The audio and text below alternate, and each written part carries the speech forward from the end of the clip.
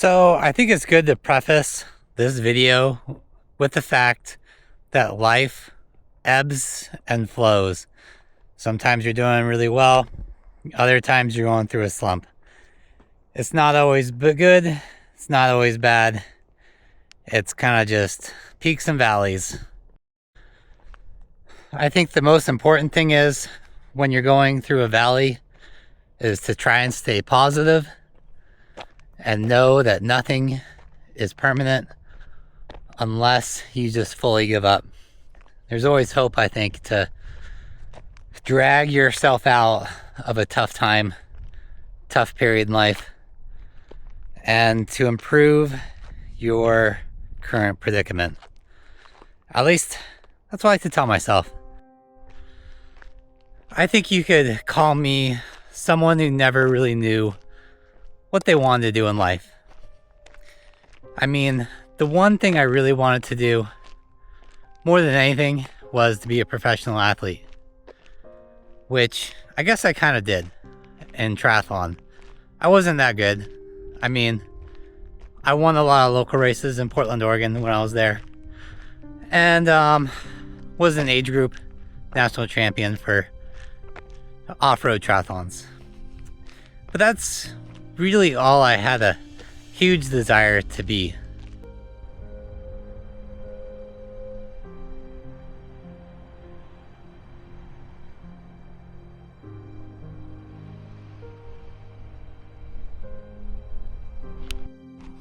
After college, didn't really know what to do, so I moved back to my hometown and started working at a corporate wellness center as a personal trainer, since I had gotten a personal training certification while in college. And from there, worked as a trainer for several years, eventually started managing the gym for the corporate wellness center, and met my now ex-wife there. And she worked in the corporation, interior and design, did a really good job, and was definitely more of the professional, you could say, than I was. So I was all about trying to help support her on her career path, do all I could. So if that meant leaving, going other places, that's what I was gonna do.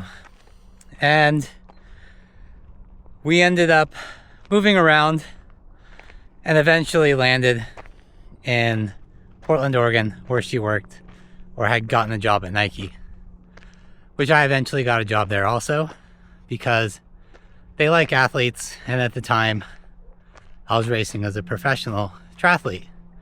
So it's kind of a good fit for the Nike Plus engineering and quality assurance, testing out the mobile running app, the TomTom GPS watch, and the fuel band, which are all long gone, irrelevant products now. But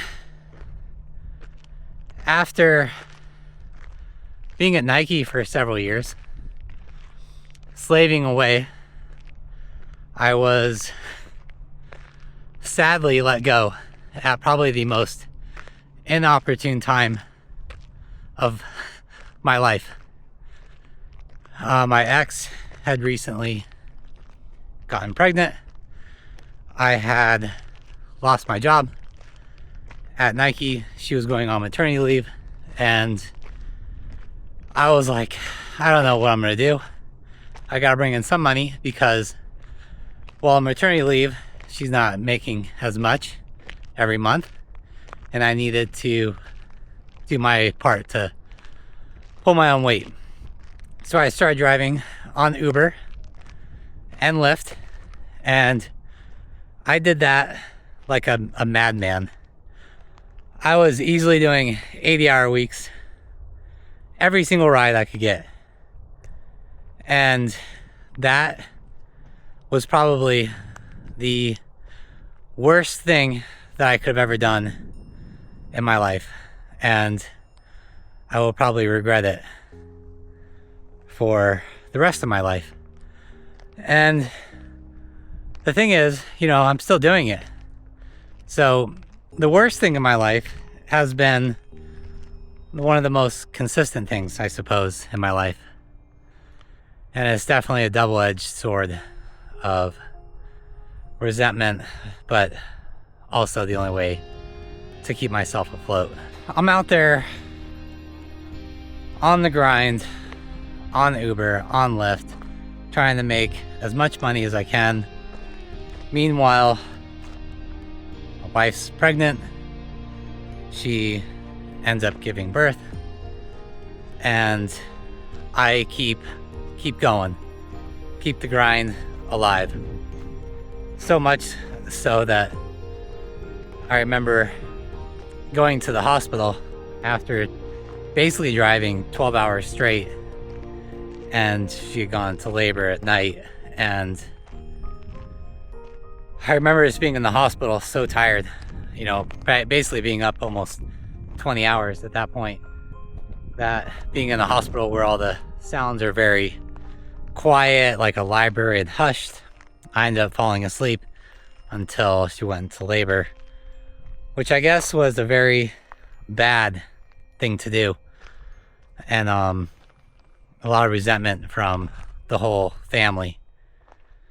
And that was the first kink in probably the armor, I suppose, along with a building thought that I was not faithful in the relationship because I was gone a lot, when the fact is I was just driving a ton, not being unfaithful. And no matter showing receipts of the rides and timestamps where I was, none of it was actually good enough.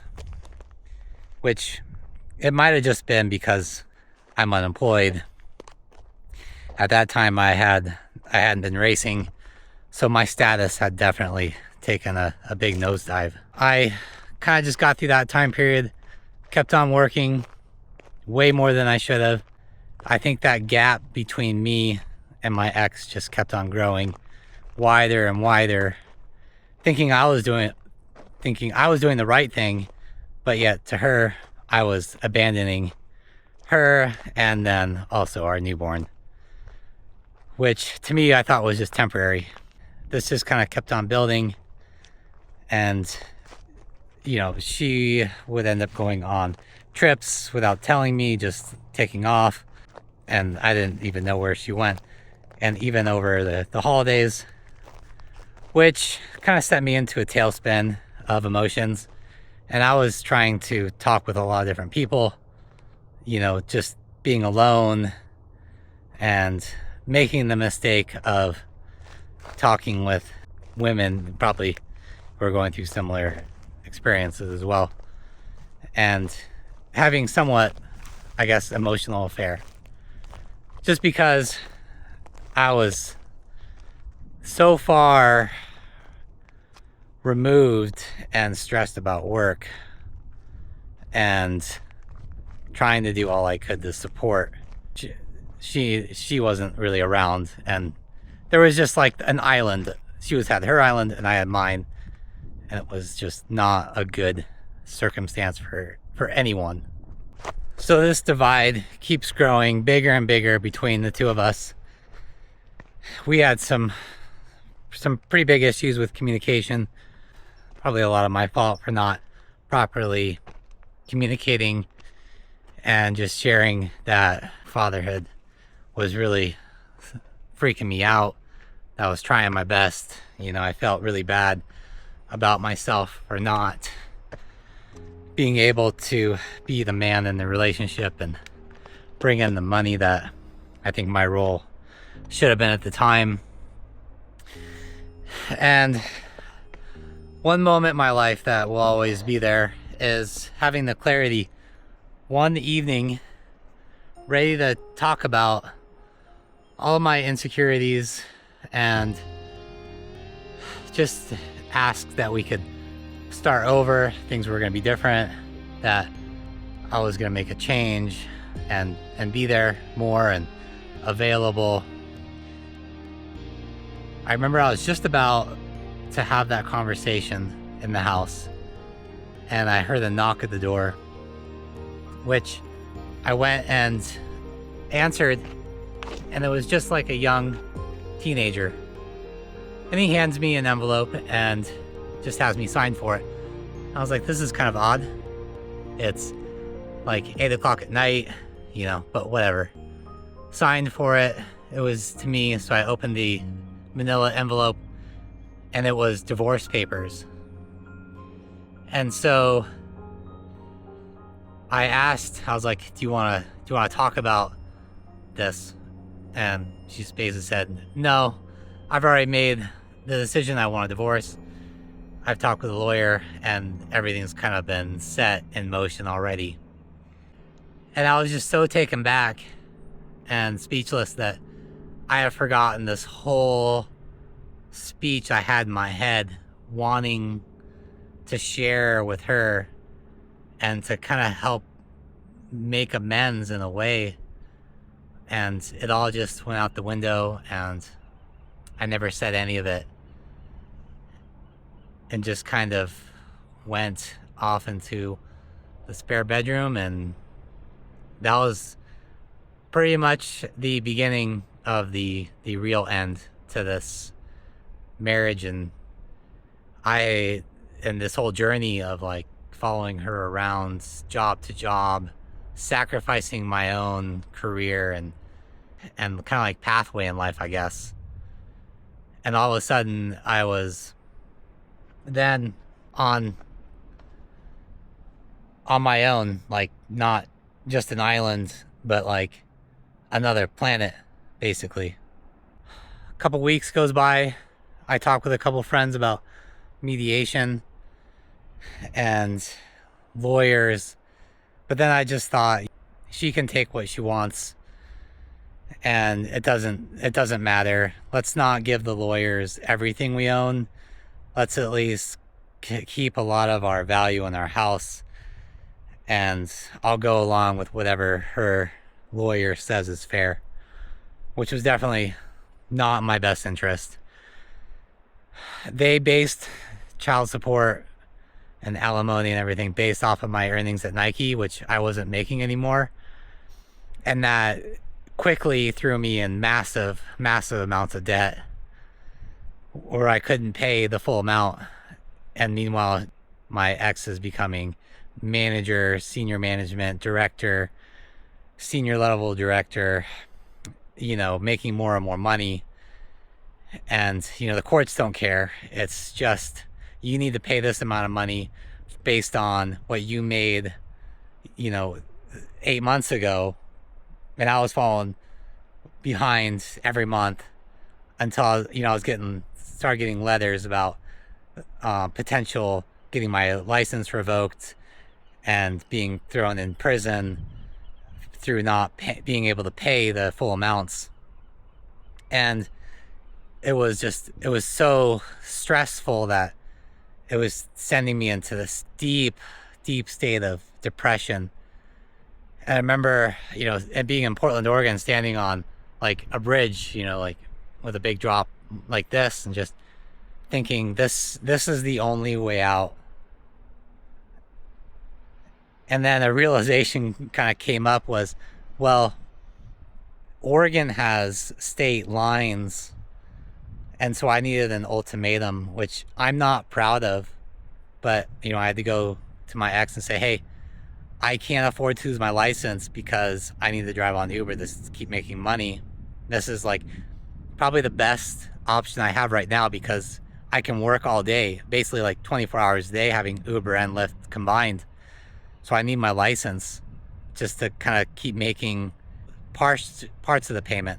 Or, I'm going to have to leave. I'm going to have to leave the state so that way Oregon can't take on my driver's license. And there was no compassion there. So I was talking with a friend who lived in the Tahoe area, and I decided just to move to Tahoe for a short time, just to kind of keep myself driving, keep a license, and hopefully out of jail.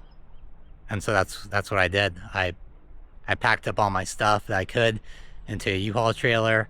I sold the rest, and I just went to where I was renting an apartment. I said, hey, I will pay you this half a month, but I am leaving right now and I can't pay you anything else. So do what you got to do to break the lease. This is all the money I have to give to you. And they agreed. I gave them like half a month's rent. They kept my deposits, and I just left and went to Tahoe, not telling anyone except for the friend that I knew from racing as a professional athlete that I was, like gonna move in with them in Tahoe. And so kind of started a new job in property management there. My problems definitely followed me when my ex found out I was there. And I should preface that during this time after the divorce and going into like a deep state of depression, I had made the mistake of making a Facebook post saying that there was no point in life anymore and I was over it. And she took that as suicide tendencies, which, was probably on the table for me. So, she was right. But because of that, the courts deemed me a threat, and I was given a restraining order against her and my son because they thought I could hurt them. So just being in Portland and being that within like minutes of seeing my ex-wife and my child, we just added on. I was like, well, I could be 10 minutes away or I could be 8 hours. There's no difference to it. And so for better or worse, and that might have been the wrong decision, but it was a decision I made. And I'm still in Tahoe to this day still. So then coming to Tahoe, it still was pretty rough. I had a lot of debt accrued from our house, just getting it all set up with all the utilities from like Home Depot, using a lot of credit to decorate it. And because I had the decent credit score, all of it was in my name. Just trying to pay all of that, still pay towards some kind of like child support. Eventually it just got all too much. And one day I came back and my car had been repoed just because I'd basically just let it go. Couldn't afford to keep paying on it. And then decided just to go and file bankruptcy basically and just start completely over. And so things were starting to kind of come back around. Persevered. And then eventually ex decided to get remarried. And then her new husband wanted to adopt my son, which, is another battle, another good amount of time and money going towards that. That kind of just really brings down your whole emotional state. Your past keeps coming back to remind you of how shitty it was and how shitty you feel, and like just losing everything in your life, not only monetary means, but housing, your friends disappear, you lose a child, and eventually this kind of makes you feel like, what's the point? You might as well just live as simply as possible, and it doesn't really matter anymore what work you're doing and where you're living. It's all so fragile anyways and temporary. Now it's just like, yeah, I guess live in a car and not having the expectations for life is kind of where I'm at right now in the moment. From that initial time period of losing work and struggling to make money to going through a divorce and just like getting zeroed out and then coming back into like child terms, being zeroed out again, to working in restaurants and just not finding a pathway. And I apologize if I'm rambling. I feel like I'm searching for the words and parts of this story, but it's a very emotional topic still for me. And so I lose my train of thought. So I gotta like restart. But life is just like the ebbs and flows, like I said, where you move to Tahoe and you start rebuilding and property management. Then the business is sold. Then you start working in the restaurant, and then the pandemic hits. And then after the pandemic, you start working at a school as a counselor, and then you're falsely accused of something and you lose that job. And then you go back into the restaurant work as a bartender and you get another job at a school. And just to find out that's not really the right fit. And so you're let go there. To then being a nomad, living out of your car, which granted I was living out of my car while having the last job at a school, which was difficult dealing with kids who think you have it so well, but in reality I'm working with them 12 hours a day and then sleeping in my car when it's below 30 degrees and freezing all night, and having police knock on your doors and telling you to move on like you're not even a person anymore. It wasn't just one circumstance, I don't think, that caused me to be the middle-aged, broke, homeless person, but it was a string of events and emotional instability that I just had from going through a divorce and losing a child, losing friends, and losing everything I had to trying to rebuild, and then have it fail, and then to rebuild, to have it fail. That I think it just broke me into not caring anymore, at least for the time being, and thinking that no job is going to give me the stability. And so I might as well just stick with the most unstable job that I have, which is Uber, which is also then the most stable and the biggest regret of my life of starting, really. And I want to preface, I don't want to make this as an act to try to get views and subscribers. I just kind of want to share this story, at least the bits that I can clearly explain. Just from, so much trauma I feel like that's gone through, that it's all kind of in like bits and pieces now. But I've been watching some videos of people who say they went broke, and it's like, bro, you had a house, you didn't lose everything and have to move into a vehicle multiple times. Like after a divorce, I was living in my car right after that. Then I got an apartment, then I couldn't afford that, so I sublet it out and lived in the car, and eventually moved to Tahoe. And then that car was repossessed, and then I had to live at the office where I worked for a short amount of time.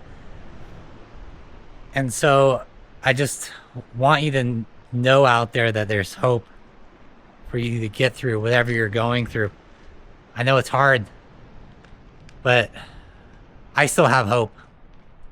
Being in the car isn't forever. This life circumstance isn't forever. I drug myself out of massive depression, just wanting it all to be over, to then moving and finding joy again, and then it was all stripped away. But the one thing we can't give up is hope, and just that drive and that push forward. And for me, I've just come to the realization I have to be here. Because at some point, if my son looks for me, I don't want him to have to visit a grave.